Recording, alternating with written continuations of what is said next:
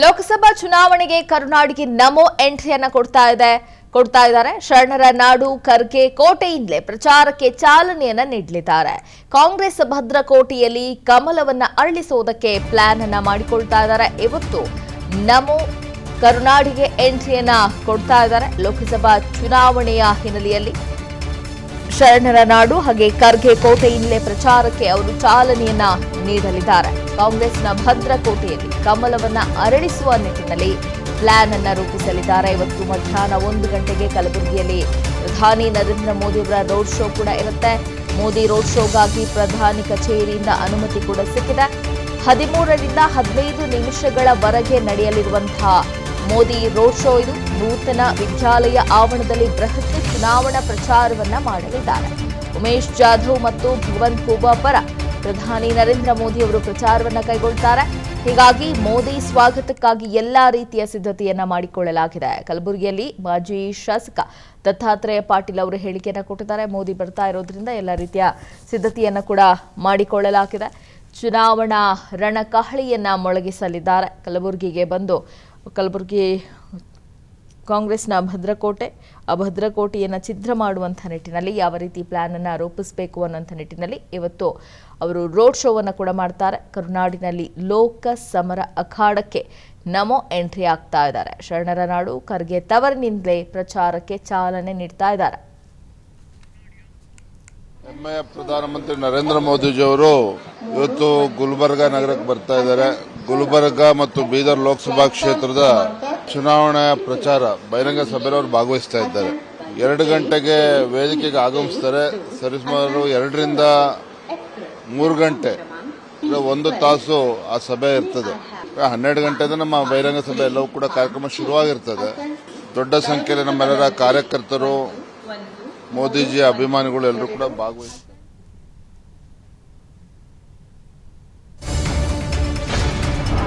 ಇನ್ನು ಪ್ರಧಾನಿ ನರೇಂದ್ರ ಮೋದಿ ಅವರ ಆಗಮನದ ಹಿನ್ನೆಲೆಯಲ್ಲಿ ಪೊಲೀಸ್ ಬಿಗಿ ಭದ್ರತೆಯನ್ನು ಕೂಡ ಕೈಗೊಳ್ಳಲಾಗಿದೆ. ಭದ್ರತಾ ದೃಷ್ಟಿಯಿಂದ 15 ಕಿಲೋಮೀಟರ್ ವ್ಯಾಪ್ತಿಯಲ್ಲಿ ಡ್ರೋನ್ ಹಾರಾಟವನ್ನ ನಿಷೇಧ ಮಾಡಲಾಗಿದೆ. ಕಲಬುರಗಿ ಜಿಲ್ಲಾ ಪೊಲೀಸ್ ಇಲಾಖೆಯಿಂದ ಕಟ್ಟುನಿಟ್ಟಿನ ಆದೇಶವಾಗಿದೆ. ಕಾರ್ಯಕ್ರಮ ನಡೆಯುವ ಸ್ಥಳದ ಸುತ್ತಲೂ ಪೊಲೀಸ್ ಸರ್ಪಗಾವಲನ್ನ ಹಾಕಲಾಗಿದೆ. ಪ್ರಚಾರಕ್ಕೆ ಇವತ್ತು ಖರ್ಗೆ ತವರಿಗೆ ಪ್ರಧಾನಿ ನರೇಂದ್ರ ಮೋದಿ ಅವರು ಬರ್ತಾ ಇದ್ದಾರೆ. ಇದು ಸರ್ಕಾರಿ ಕಾರ್ಯಕ್ರಮವಲ್ಲ, ಬಿಜೆಪಿ ಸಮಾವೇಶ. 2019ರಿಂದಲೂ ಕೂಡ ಪ್ರಧಾನಿ ನರೇಂದ್ರ ಮೋದಿ ಅವರು ಇಲ್ಲಿಂದಲೇ ಪ್ರಚಾರವನ್ನ ಆರಂಭ ಮಾಡಿದ್ದಾರೆ. ಲೋಕಸಭಾ ಚುನಾವಣೆಯ ದಿನಾಂಕ ಘೋಷಣೆಗೆ ಒಂದ್ ಕಡೆ ಕೌಂಟ್ ಡೌನ್ ಶುರುವಾಗಿದೆ. 3 ಗಂಟೆಗೆ ದಿನಾಂಕ ಘೋಷಣೆ ಆಗುತ್ತೆ. ಈ ಸಂದರ್ಭದಲ್ಲೇ ಪ್ರಧಾನಿ ನರೇಂದ್ರ ಮೋದಿ ಅವರ ರಾಜ್ಯ ಪ್ರವಾಸವೂ ಕೂಡ ನಿಗದಿಯಾಗಿದೆ. ಎಐಸಿಸಿ ಅಧ್ಯಕ್ಷ ಮಲ್ಲಿಕಾರ್ಜುನ ಖರ್ಗೆ ಅವರ ತವರೂರು ಕಲಬುರಗಿಯಿಂದಲೇ ಪ್ರಚಾರವನ್ನ ಆರಂಭ ಮಾಡಲಿದ್ದಾರೆ. ಮಿನಿ ರೋಡ್ ಶೋವನ್ನು ಕೂಡ ಪ್ರಧಾನಿ ನರೇಂದ್ರ ಮೋದಿ ಅವರು ನಡೆಸಲಿದ್ದಾರೆ.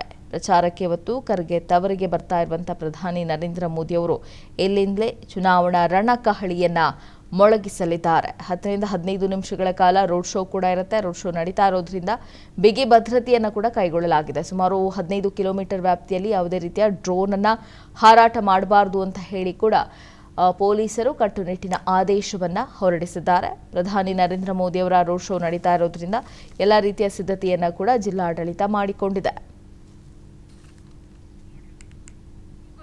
ಕಲಬುರಗಿ ನಗರಕ್ಕೆ ಮಾನ್ಯ ಪ್ರಧಾನಮಂತ್ರಿಗಳಾದಂಥ ಶ್ರೀ ನರೇಂದ್ರ ಮೋದಿ ಅವರು ಬರ್ತಾ ಇದ್ದಾರೆ. ಹಾಗಾಗಿ ಕಲಬುರಗಿ ನಗರದಲ್ಲಿ ಭದ್ರತೆ ದೃಷ್ಟಿಯಿಂದ ಎಲ್ಲ ಅರೇಂಜ್ಮೆಂಟ್ಸ್ಗಳನ್ನು ಕೂಡ ಪೊಲೀಸ್ ಇಲಾಖೆ ಮಾಡಿಕೊಂಡಿದೆ.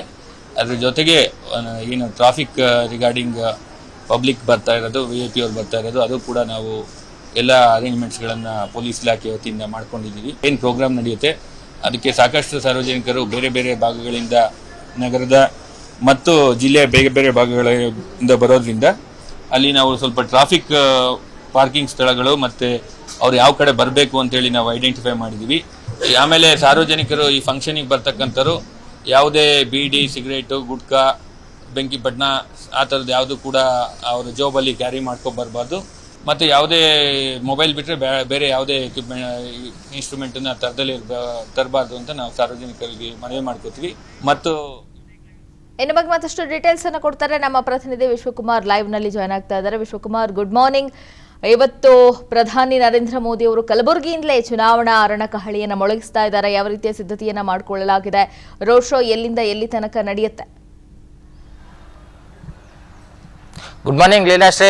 ಏನಪ್ಪಾ ಅಂತಂದ್ರೆ ಕಲ್ಯಾಣ ಕರ್ನಾಟಕದ ಹೆಬ್ಬಾಗಿಲು ಅನ್ಸ್ಕೊಂಡು ಕರಿತಾ ಇರ್ತಕ್ಕಂಥ ಕಲಬುರಗಿಯಿಂದಲೇ ಇವತ್ತು ಪ್ರಧಾನಿ ನರೇಂದ್ರ ಮೋದಿ ಅವರು 2024ರ ಒಂದು ಲೋಕಸಭಾ ಚುನಾವಣೆಯ ಪ್ರಚಾರವನ್ನ ಆರಂಭ ಮಾಡ್ತಾ ಇದ್ದಾರೆ. ನಾವು ಇದು ನೋಡ್ತಾ ಇದೀವಿ, ಇದು ಕಲಬುರಗಿ ನಗರದ NV ಮೈದಾನದಲ್ಲಿ ಇವತ್ತು ಏನು ಪ್ರಧಾನಿ ನರೇಂದ್ರ ಮೋದಿ ಅವರ ಒಂದು ಚುನಾವಣಾ ಪ್ರಚಾರಕ್ಕೆ ಒಂದು ವೇದಿಕೆಯನ್ನ ಸಿದ್ಧ ಮಾಡಿರ್ತಕ್ಕಂಥದ್ದು. ಇದೇ ಒಂದು ಸ್ಥಳದಲ್ಲಿ ಕಳೆದ 2-3 ದಿನಗಳ ಹಿಂದೆ ಅಷ್ಟೇ ಕಾಂಗ್ರೆಸ್ ಸರ್ಕಾರ ಏನು ತಮ್ಮ ಗ್ಯಾರಂಟಿ ಯೋಜನೆಗಳ ಫಲಾನುಭವಿಗಳ ಒಂದು ಸಮಾವೇಶವನ್ನ ಮಾಡಿದ್ರು. ಅದೇ ಸ್ಥಳದಲ್ಲೇನೆ ಇವತ್ತು ಪ್ರಧಾನಿ ನರೇಂದ್ರ ಮೋದಿ ಅವರು ಚುನಾವಣೆ ಪ್ರಚಾರಕ್ಕೆ ಆಗಮಿಸ್ತಾ ಇರ್ತಕ್ಕಂಥದ್ದು. ಪಕ್ಕದ ಜಿಲ್ಲೆ ಆಗಿರ್ತಕ್ಕಂತಹ ಬೀದರ್ ಮತ್ತು ಕಲಬುರಗಿ ಲೋಕಸಭಾ ಕ್ಷೇತ್ರದ ಅಭ್ಯರ್ಥಿಗಳ ಪರವಾಗಿ ಪ್ರಧಾನಿ ನರೇಂದ್ರ ಮೋದಿ ಅವರು ಈ ಒಂದು ಸಮಾವೇಶದಲ್ಲಿ ಮತದಾರನ ಉದ್ದೇಶಿ ಮಾತನಾಡ್ತಾ ಇದ್ದಾರೆ. ಜೊತೆಗೆ ಈಗಾಗಲೇ ಏನಪ್ಪಾ ಅಂತಂದ್ರೆ ವಿಜಯೇಂದ್ರ ಅವರು ಸಹ ಕಲಬುರಗಿಗೆ ಆಗಮಿಸಿರ್ತಕ್ಕಂಥದ್ದು. ಇನ್ನು BS ಯಡಿಯೂರಪ್ಪನವರಾಗಿರ್ಬೋದು, ವಿಪಕ್ಷದ ನಾಯಕ R ಅಶೋಕ್ ಅವರಾಗಿ ಸೇರಿದಂತೆ ಬಸವರಾಜ ಬೊಮ್ಮಾಯಿ ಅವರು ಸಹ ಈ ಒಂದು ಸಮಾವೇಶದಲ್ಲಿ ಭಾಗಿಯಾಗ್ತಾ ಇದ್ದಾರೆ. ಜೊತೆಗೆ ಬೀದರ್ ಮತ್ತು ಕಲಬುರಗಿ ಲೋಕಸಭೆ ಅಭ್ಯರ್ಥಿ ಇಬ್ಬರು ಏನು ಪರವಾಗಿ ಅವರು ಸಹ ಈ ಒಂದು ಕಾರ್ಯಕ್ರಮದಲ್ಲಿ ಭಾಗಿಯಾಗ್ತಾ ಇರ್ತಕ್ಕಂಥದ್ದು. ಸುಮಾರು ಈಗಾಗಲೇ 40,000ಕ್ಕೂ ಹೆಚ್ಚು ಆಸನಗಳ ವ್ಯವಸ್ಥೆಯನ್ನು ಸಹ ಮಾಡ್ಕೊಂಡಿರ್ತಕ್ಕಂಥದ್ದು. ಮತ್ತೊಂದು ಕಡೆ ಏನಪ್ಪಾ ಅಂತಂದ್ರೆ ಯಾವುದೇ ರೀತಿಯಾದಂತಹ ಒಂದು ಅಹಿತಕರ ಘಟನೆಗಳನ್ನ ನಡೆಯದಂತೆ ಈ ಒಂದು ಕಾರ್ಯಕ್ರಮಕ್ಕೆ ಸಾಕಷ್ಟು ಪೊಲೀಸ್ ಬಿಗಿ ಭದ್ರತೆಯನ್ನು ಸಹ ಮಾಡ್ಕೊಂಡಿರ್ತಕ್ಕಂಥದ್ದು.